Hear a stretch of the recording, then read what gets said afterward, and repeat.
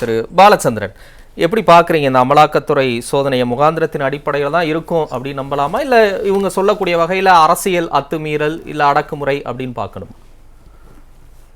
இந்த அமலாக்கத்துறையுடைய நடவடிக்கைகள் மிக மிக சந்தேகத்திற்குரியவை அப்படிங்கிறதுல சந்தேகமே கிடையாது. இவங்க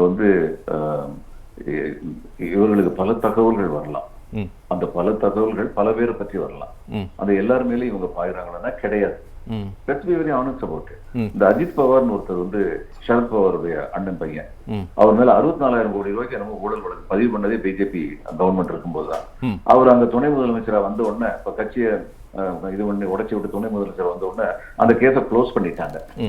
என்ன ஆதாரத்துல அந்த ஆரம்பிச்சாங்க, என்ன ஆதாரத்துல க்ளோஸ் பண்ணாங்கன்னு தெரிய உரிமை எங்களுக்கு இல்லையா? நாங்கெல்லாம் ஓட்டு போடுறவங்க, ஒரு நல்ல அரசு அமையணும்னு நினைக்கிறவங்க, எங்களுக்கு அந்த உரிமை இல்லையா?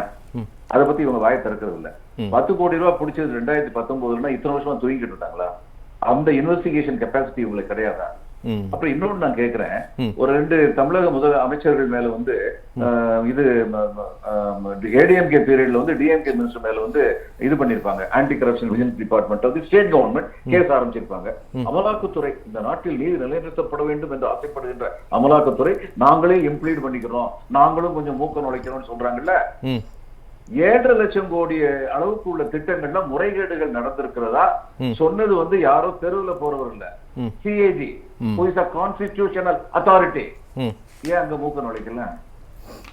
அதனால இவங்க மேல என்ன மரியாதை இருக்கும்? இப்ப தன்னாட்சி பெற்ற அமைப்புன்னு சொன்னாரு. தன்னாட்சி பெற்ற அமைப்புங்கிறது சிபிஐயும் கிடையாது, இடியும் கிடையாது. அவங்க கவர்மெண்ட் கட்டுப்பட்டவங்க தான். கவர்மெண்ட் கட்டுப்பட்டு தான் இருக்கணும், எனக்கு சந்தேகம் கிடையாது.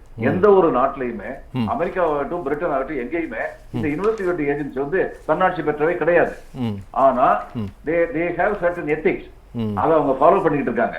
அந்த எத்திக்ஸ் இருக்கிறதுனால இந்த மாதிரியான வேலைகள் அவங்க ஈடுபடுறது இல்ல.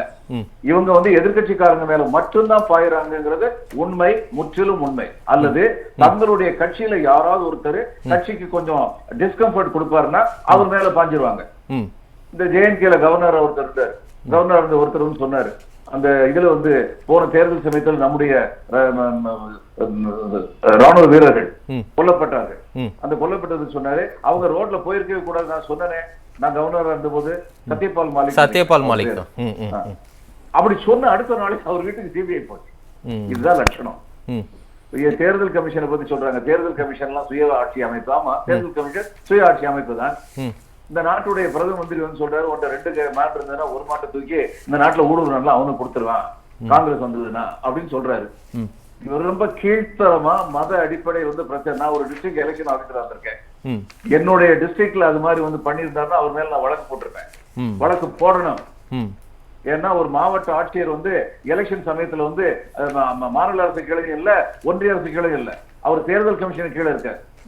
நாங்க டிஸ்ட்ரிக்ட் மேல கழிந்த மாதிரி இருந்த நேரத்துல பல மாவட்ட ஆட்சியர்கள் இது மாதிரி நடவடிக்கை எடுத்திருக்காங்க.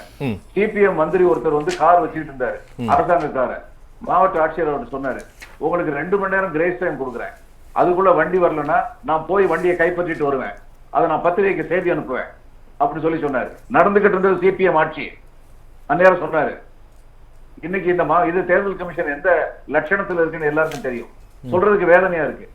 இவங்க சொல்றாங்க இவங்க எல்லாம் சுயாட்சி பெற்றவர்கள்லாம் ரொம்ப சரியா பங்கன் பண்றாங்கன்னு. நான் கேட்கிற ஒரே, பாலாஜி மேல அவரை 18 மணி நேரம் பண்ணி அவருக்கு இது ஹார்ட் ப்ராப்ளம் இருக்குன்னு சொன்னதுக்கு அப்புறமும் அவர் படாத பாடுபடுத்தி கடைசியில கோர்ட்ல போய் நான் ஒரே ஒரு கேள்வி கேட்கிறேன். கோர்ட்ல இவங்க என்ன விவரம் கொடுத்தாங்க? State anti corruption and vigilance department என்னென்னலாம் 2 வருஷம் 3 வருஷத்துக்கு முன்னாடி சொல்லியிருந்ததோ அதையே தான் கோர்ட்லயும் சமர்ப்பிச்சாங்க. அப்ப எதை தேடி போனாங்க? எதுக்காக போனாங்க? இவங்க நிச்சயமா ஆளுங்கட்சிக்கு ஆதரவா தான் செயல்படுறாங்க. This is very unfortunate. இல்ல, இது எடுத்த உடனே அந்த முன்முடிவுக்கு வந்துடுறாங்களா?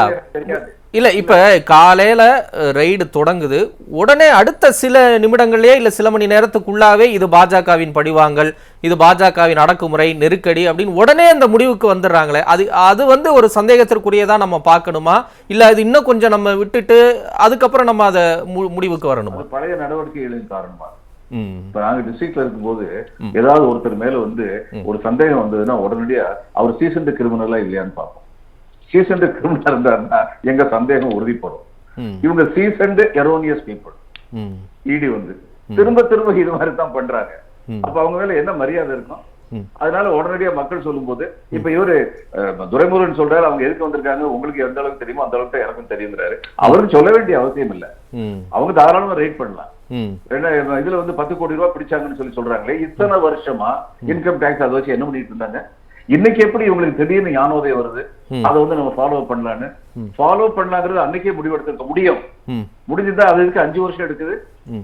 இது தவறு யாரு பண்ணாலும் தண்டிக்கணும். திமுக காரங்கிட்ட லஞ்சம் இருந்தா தாராளமா நடவடிக்கை எடுக்கணும். அவங்க மட்டும் இல்ல, ஸ்டேட் கவர்மெண்ட் ஆபீஸே லஞ்சம் எடுக்கிறது. இது ஆன்டி கரப்ஷன் அந்த விஜிலன்ஸ் டிபார்ட்மெண்டே அவங்க மேல வழக்கு பதிவு பண்ணணும். யாருக்கு அதுல எந்த ஆட்சேபனும் இல்ல. ஓட்டு போட்ட நாங்கள்லாம் நாங்க ஓட்டு போட்டதுக்கு அப்புறம் அவங்க சுருட்டிட்டு போறதுக்காக ஓட்டு போட்டோம். எங்களுக்கு எங்களுடைய வாக்குரிமையை பயன்படுத்தி நாங்க ஒரு மாநில அரசோ ஒன்றிய அரசோ தேர்ந்தெடுக்கணும்னா அவங்க அத்தனை பேர் சுத்தமா இருக்கணும், எங்களுக்கு நல்லது செய்யணும்னு நினைச்சுதானே ஓட்டு போட்டோம்.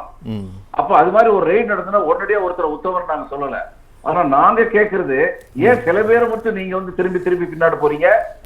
அப்ப அடிப்படை என்னன்னா, நீங்க உத்தமர்கள் இல்லை, ஈடி உத்தமர்கள் இல்லை. ஏன் இவங்க ஷெட்யூல் காஸ்ட் சேர்ந்த 2 ஃபார்மர்ஸ் காட்டெருமையை பண்ணிட்டாங்கன்னு, இவங்களுக்கு இதான் உலகத்திலேயே முக்கியமான வேலை. அவங்க பின்னாடி போனாங்க. இதை விட கீழ்த்தரமா நடந்திருக்க முடியுமா? அதனால ஜனநாயகத்தின் தூண்களாக கருதப்பட வேண்டிய இந்த இன்வெஸ்டிகேட்டிவ் ஏஜென்சி, ஜனநாயகத்தின் தூண்களாக கருதப்பட வேண்டிய சுய ஆட்சி உடைய கோர்ட் அண்ட் எலெக்ஷன் கமிஷன் போன்றவைகள் தங்களுடைய அதிகாரத்தை நேர்மையான முறையில் செயலாற்றினால் மட்டும்தான் ஜனநாயகம் உயிர்ப்புடன் இருக்கும். இவங்க பண்றது அத்தனையுமே தப்பு. That's my feeling. Thiru Balachandran, நிறைவு கருத்து. திரு குமார் சொன்னாரு கோர்ட்ல தாமதமாகுது சொன்னாரு. ஆமா, கோர்ட்ல பல வழக்குகள் தாமதமாகுது நிஜம்தா. ஆனா ஈடிய பொறுத்த மட்டும் இவங்க கேஸ் ஆரம்பிச்சதுல 98% கேஸ் சார்ஜ் ஷீட்டுக்கே போகல. மீதி போன 2%ல 1% தான் கடைசியில கன்விக்ஷன் ஆயிருக்கு. இப்ப நான் கேக்குறேன், அந்த 98%ல பல பேருடைய பிரஸ்டீஜ காலி பண்ணிட்டீங்க நியூஸ் பேப்பர்ல ரிப்போர்ட் கொடுத்து. அப்ப அதுக்குன்னு சொல்லிட்டு அவங்க பதில் சொல்ல வேண்டியது இல்லையா? ஈடி ஒரு தனி மனித உரிமை அங்க மறுக்கப்படலையா? அதுக்கப்புறம் அது ஆளுங்கட்சி இருக்கும்போது அந்த மாதிரிதான் இருக்கும், இதெல்லாம் நம்ம விமர்சிக்க கூடாதுன்னு சொன்னாரு. என்ன ஜனநாயகம் அப்படிங்கிறது எனக்கு விளங்கல.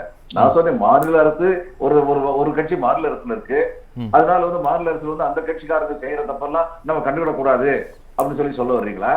ஒன்றிய அரசுல ஒரு கட்சி இருக்கு, அந்த நேரம் அவங்க கட்சிக்காரங்க செய்யறதெல்லாம் கண்டுவிடக் கூடாது. இங்க உள்ள ஆன்டி கரப்ஷன் விஜிலன்ஸ் டிபார்ட்மெண்ட்டுக்கு முதலமைச்சர் உத்தரவு பண்ணுங்கிறீங்களா? எங்க கட்சிக்காரங்க என்ன பண்ணாலும் பேசாம இருக்க. அங்க அவங்க சொல்லுவாங்க, எங்க கட்சிக்காரங்க என்ன செஞ்சா பேசாம இருக்குன்னு சொல்லுவாங்க. அதெல்லாம் சரிதான், அப்படித்தான் இருக்கும், அதுதான் நடைமுறை அப்படின்னு சொல்ல வர்றீங்களா? எங்க போறோம்? ஜனநாயகத்தில் நம்ம எங்க போறோம்? ஓகே.